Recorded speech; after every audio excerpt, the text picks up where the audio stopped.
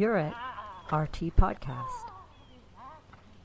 We're about to hear a reading from Gustav Steinbrecht's Gymnasium of the Horse, provided by Classical Audio Horse Books and Gold Leaf Farms. Here we go. Section A, Part 2b, The Restraining Aids. Forward is the motto in the equestrian art, as anywhere else in the world. It is therefore necessary for the rider to have more means at his disposal to drive the horse forward than to restrain it. The restraining aids are limited solely to the action of the hands, that give such aids by means of various bits to the mouth, chin, or nose of the horse. Although the rider's appropriate posture and weight distribution may have a reinforcing effect for the hand aids, they cannot replace the influence of the hands, just as the correct follow-up of the rider's weight can very much support the driving aids, but never completely replace them. I will talk later in greater detail about this support of the actual aids by body position and weight distribution, and will now discuss the action of the hands. The rein hand not only determines the direction in which the horse is to move, but also the tempo of its various gaits. It is therefore the main tool with which the rider speaks to his horse and communicates his will to it. The skill of the hands can justifiably be considered a measure of the rider's total skill. It is completely erroneous to believe that good hands could be an isolated favorable characteristic of some riders. Rather, they are the result of a perfect seat and fine feeling. See Endnote 1. If mobility and dexterity of the hands were equivalent to light and skillful hands on a horse, all magicians, pianists, and other such artists would automatically be imbued with this trait. Yet in practice, we find that this is certainly not the case, and even very tender women's hands can badly mistreat the mouth of a horse by sheer clumsiness.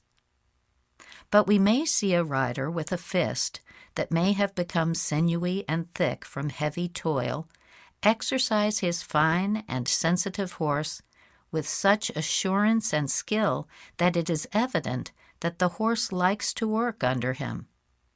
We often hear the statement that somebody is not a particularly good rider, but has very good hands, or vice versa, that he is a very good rider, but has just one fault: heavy hands. This is an obvious contradiction, because whoever has really good hands on a horse is a master of the art of riding, even if his posture and his manners on a horse give the layman the impression of a lack of equestrian polish. A person who really has bad hands can never be a rider in the true sense of the word, no matter how firm his seat, how much courage and elegance of appearance he displays. His fault is the product of a lack of feel for and understanding of the horse. The influence of the hands becomes a guiding aid only by correct coaction and interaction with the aids of the legs and seat. The correctness of these guiding aids depends on the correct length of the reins, which in turn can be obtained only from the correct contact of the horse with the bit. This is the much discussed and described contact of the horse. The reins are the connecting means between the rider's hand and the horse's mouth. Shortening of the reins causes the bit to press on the bars and thus has an effect on the mouth which, in the correctly trained horse, propagates through the entire spine down to the last joint in the hind legs. According to the laws of physics, the speed and reliability of the messages through the reins should be greater the tighter the reins are held. But since they act on a very sensitive organic part, excessive pressure of the bit will cause the horse to either escape the resulting pain or the responsiveness to such bit action will be lost because the nerves in the part subjected to pressure lose their sensitivity. Either the horse escapes behind the bit by avoiding contact, and thus the influence of the reins by incorrectly positioning or arbitrarily moving its head and neck, or it has lost its mouth. That is, it has a dead mouth. It then uses the rider's hands as a support for the weight of its forehand, as a fifth leg, so to speak. Both faults cancel out the guiding action of the reins, and both are produced by hard hands. Just as with the driving aids, where the legs should always have a natural, soft contact with the horse's body in order to guide the hindquarters, the reins as the guide for the forehand should also always be held with soft tension. This produces a light but steady seat of the bit on the bars, and that is called the contact the horse establishes with the rider's hands. It tells the horse the direction to take, and the rider is not only able to quickly and reliably express his will, but he also has one more connection with which to evaluate position and movement of his horse. Some riders have attempted to set a standard for this contact and also describe it in physical terms. They prescribe that the opposition the hand experiences from the horse's mouth should be approximately equivalent to the resistance of soft butter that is cut with a thread, or which is felt if a certain weight is pulled on a thread. Such comparisons are useless, however, since every horse in its individuality will produce its own particular type of contact, just as its gaits will be different as a function of its unique conformation. Horses having fine, sharp bars, a light forehand, and a lively temperament will generally tend to take on a lighter contact, and perhaps can never be forced into a firm one. On the other hand, horses with the opposite conformation will more or less have an opposite tendency. The understanding trainer will not fight such natural particularities, but will try to handle them by suitable selection of bits, and mainly by the skillful use of his hands. Even with one and the same horse, the contact will be different depending on its state of training. The more forward its center of gravity, the stronger must be the contact, since in this position the horse requires more support from the hands than guidance. Correct bends and turns are then out of the question. To the same degree as the centers of gravity of horse and rider, which must always be vertically above one another, are displaced toward the back, the finer must be the contact. The lightest bit pressure possible on the bars will then increase their sensitivity and enable the horse to discern and obey the softest movements of the rider's hands. There are 3 gradations in the degree of contact, namely the light contact, the soft contact, and the firm contact. The first is directed toward the haunches in upper-level dressage riding. The second is directed toward balanced or military riding, and the third is directed toward the shoulders in hunt and race riding. The length of the reins, the position of the arms against the body, and mainly the formation of the fists must be selected to correspond to these gradations. For a light contact, the reins are the longest, since there should be as little tension as possible. The rider's body is slightly behind the vertical, and his hands are closer to his body, because he does not need much room for his very light tightening of the reins. The fist is half open, so that only the thumb and forefinger hold the ends of the reins. However, the little finger and the ring finger are not closed. This type of fist formation has a dual advantage. Because of its weakened position, it is unable to have any harsh effect, and by alternately closing and opening his two lower fingers, the rider can influence the horse in a fine, imperceptible manner without having to move his wrist. Because of the contact it produces, we will call this fist formation the light hand, which often produces miraculous results with difficult horses that refuse to accept the curb bit, because it greatly softens the effect of this bit.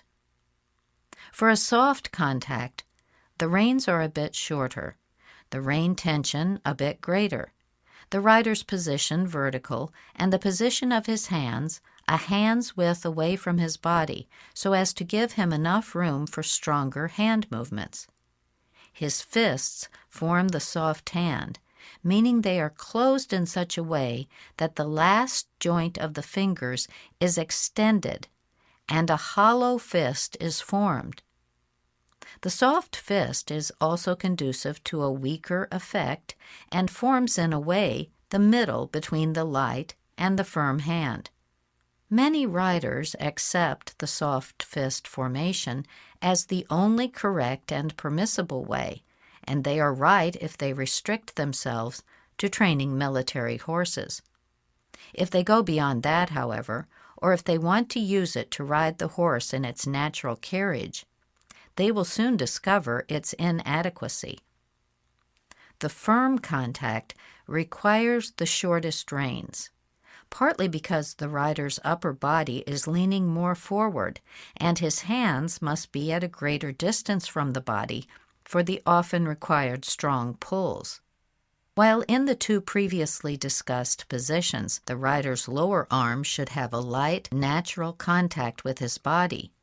For the firm contact, the upper arm and elbow must seek a steady and firm support at the body in the faster gaits to be able to produce the necessary resistance against the forward urging horse. For that reason, the hands must be formed into firmly closed fists, so that all of the fingers participate in keeping the reins at the required length. With this type of contact, index finger and thumb cannot do this alone. This, then, is the firm hand, which every trainer must use from time to time as an aid or a means for correction when he is training a young horse. See Endnote 2. For the racehorse or hunter, where this type of contact is the rule, the bit must be selected accordingly if the bars are not to be injured and all sensitivity lost. The Englishman, who is very experienced and practical in this field, has expediently combined the curb and the snaffle into the pelham, and has in it an excellent hunting and steeplechasing bit. But it would be just as wrong to make a dressage horse in a pelham as it would be to ride a hunter in a curb with strong lever action. When working a horse, the trainer must know how to use these different hand actions, often in rapid succession.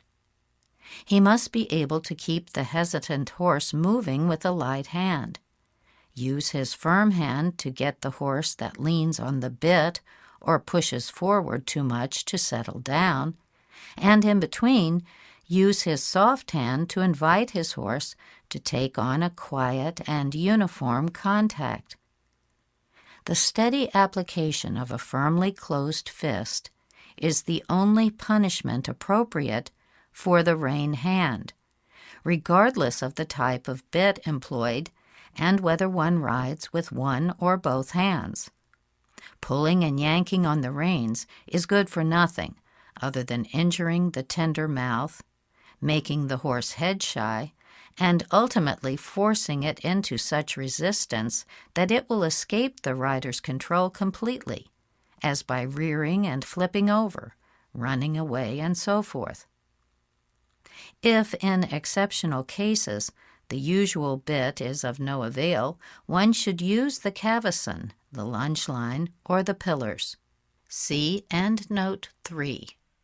Trainers who do not know how to work their horses sensibly with the aid of these means are better off to give up riding and take on a different profession than to sin against such a noble creature as the horse, with their lack of skill or unsuitable temperament.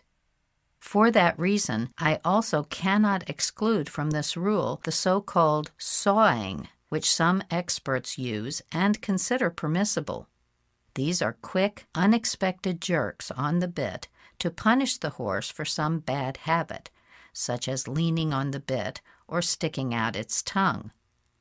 They will never serve the intended purpose, but will frighten the horse off the bit and make it distrustful of the rider's hands. This treatment is likewise a misunderstood inheritance from the time when the cavesson took the place of the plain snaffle. Used with the former, such jerks can give us the same good results as they gave the old masters, because then we act on the nose with forceful success, but without the adverse effect on the established contact. Contact is correct, no matter to which degree the individual horse takes it, depending on its training, as long as the horse reacts or responds to the action of the hand. If, for example, both reins act in uniform restraint, the horse should shorten its movement. If this is prevented by simultaneous driving with the legs, the horse must come together, relinquish the bit somewhat, and change from the now too firm contact to a lighter one. See and note 4. If one rein is stronger than the other, the horse should bend its head and neck to correspond to the greater pressure. If, with the stronger use of one rein, the other rein provides support, the horse should turn toward the side of the greater pressure. As I mentioned before, all of these hand aids are nothing by themselves. They become successful only through correct coaction with the other aids, particularly the driving aids. The latter must maintain gait and contact, and only by uninterrupted and completely harmonious interaction of seat, hands, and legs can the horse unfold all of its power and agility under the rider. Correct contact is always connected with a good mouth. The mouth is called good or lively if it appears not only freshly reddened by freely circulating blood, but is also kept moist by the generous secretion of saliva, which changes to foam as a result of chewing on the bit.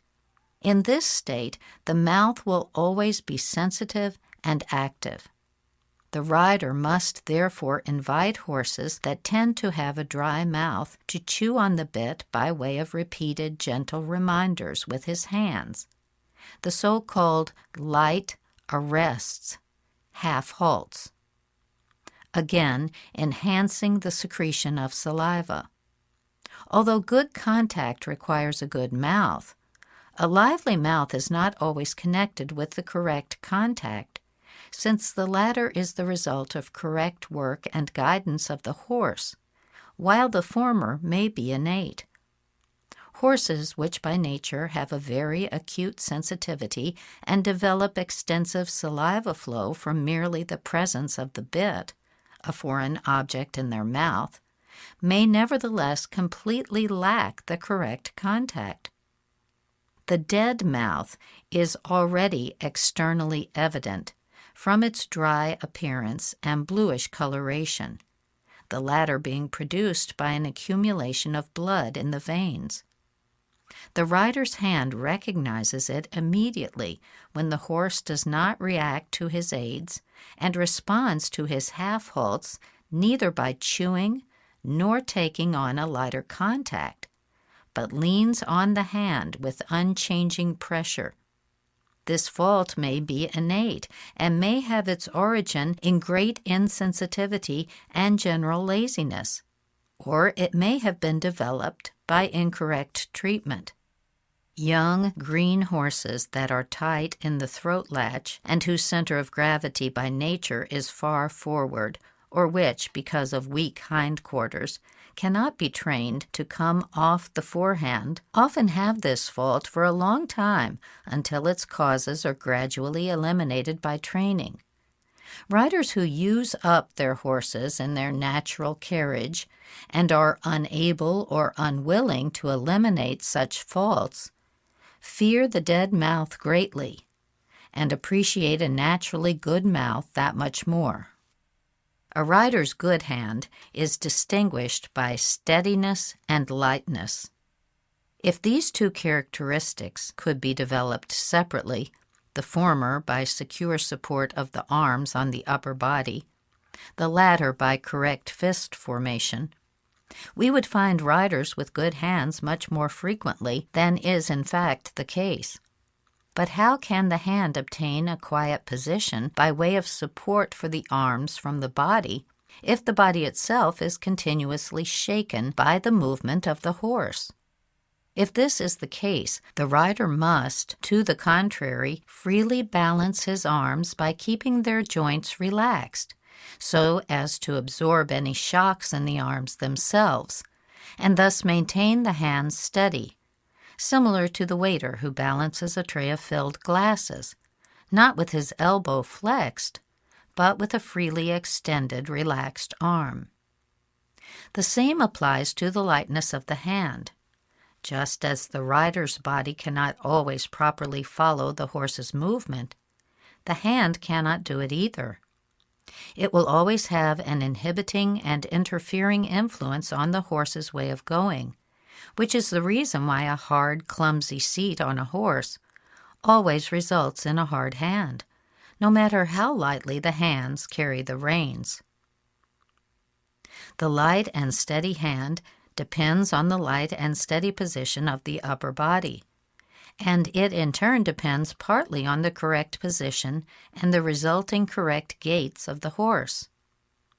With a green horse, where the movements are still irregular and restricted and do not yet allow the rider to take on a light and steady posture with the resulting light and steady hands, it is the trainer's main skill to nevertheless use his soft and elastic seat to produce a light and steady hand. However, to achieve this, he must often depart from the regularly accepted body posture and hand position. It is therefore a sign of great ignorance if the public judges his work only by the position of his body. How should he move the clumsy horse which still hangs on to its natural tendencies if he does not use his arms and legs freely? The expert rider, including all those who train their own horses, be it for love of horse and riding or as a profession, should be judged only by the results of his work, that is, by the presentation of a horse he trained himself, and more yet by the performance of that horse than by his own position. Now that we have discussed the nature of the rider's hand, we will move on to its activity and will discuss the aids it produces. The straight position of the hand, in which the thumb points upward and the little finger downward, the fingernails facing the body, is the rest position. If the horse is straight, if both reins are of equal length, and if the hand is placed above the pommel in this position, the reins act with equal strength and will therefore keep the horse on a straight line. Since the main task of the outside rein is to maintain the required elevation of the forehand, it is very wrong to want to guide or turn only with the aid of the inside rein. It is just as wrong to want to turn the horse only with the outside rein, as this is so often the case when the reins are both of the same length, and the hand is incorrectly moved to the side. Good-natured and patient horses will gradually understand even this incorrect aid, and will obey it as well as possible in its incorrectness. Insensitive and spirited horses, however, will turn to the left when asked for a right turn, and turn to the right when asked for a left turn, thus greatly embarrassing their riders. For a change of direction, the horse must most of all have the correct contact. That is, it needs the secure and good effect of both reins to guide and support it. Therefore, during turning and changing position, the rider must pay attention to the length of his reins, the movement of his hands, and the other interacting aids. Since I can discuss the latter in detail only in connection with individual movements, I will here note merely the following generalities. For bending, the inside leg supports the inside rein, in that it bends the horse's spine and advances the inside hind leg considerably underneath the load. For elevation, the outside leg supports the outside rein, in that it fixes the horse's outside hind leg or keeps it from falling out. Both legs maintain contact by driving the horse into the hand and positioning it between the reins. The alternating slight yielding and taking up of the reins, which is so necessary for maintaining a sensitive, lively mouth, is produced in a fine way by repeated opening and closing and softly raising and lowering of the hands, and by a twist in the wrist, so that the little finger alternately faces the rider's body or the horse's neck. While doing this, it is not necessary to shorten or lengthen the reins, but if it is required for a transition to another movement, this must be done with the index finger and thumb of the right hand alone, so that the left hand does not participate and can continue to maintain contact. The same error which, as I have already mentioned elsewhere, is so often made in teaching the student the correct seat, also occurs frequently during his instruction in guiding a horse, namely, prescribing the same forms and aids for the improperly trained horse as if the student had a perfectly schooled animal underneath him. The result is that he tries in vain and without success, learns to understand neither the reason for the aids nor his horse, and finally doubts the whole affair. If the horse just is not schooled well enough to respond to very subtle aids, such as a mere twist of the wrist, the student should be asked to use shorter reins and pull a little harder. Finally, I must speak quite emphatically against rounding of the hand in the wrist, which some instructors insist on so strictly. It definitely does not fulfill the intended purpose, namely, to impart lightness or resiliency to the hands. This artificial position must, in the long run, be connected with effort and finally produces a cramped appearance, that is, something harsh, aside from the fact that it limits the range for stronger restraining aids. The wrist, like every other part of the rider, should remain in its natural, relaxed position, so that it will not tire needlessly and remain able to unimpededly develop its full power whenever this is required.